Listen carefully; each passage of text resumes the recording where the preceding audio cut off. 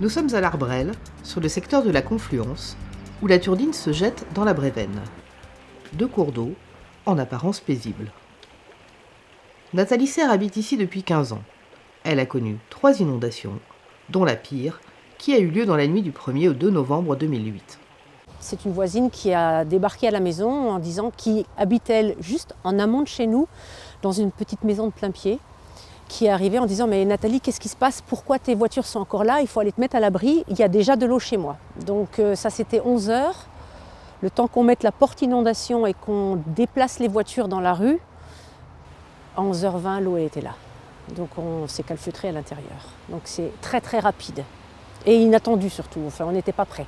On n'avait pas de chauffage, on n'avait plus d'eau chaude et en plus on n'avait plus de voiture. Ça a été quelque chose d'extrêmement violent.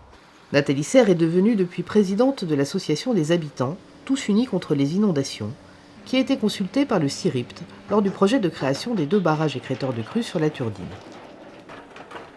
Un premier ouvrage a été mis en service en octobre 2017.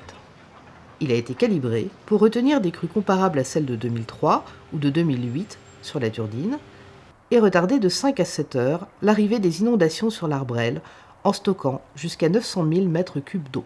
Avec le barrage qui a été réalisé, ça devrait normalement nous permettre d'avoir le temps pour mettre les biens et les personnes en sécurité et on devrait avoir ce temps que jusqu'alors on n'avait pas pour pouvoir se protéger.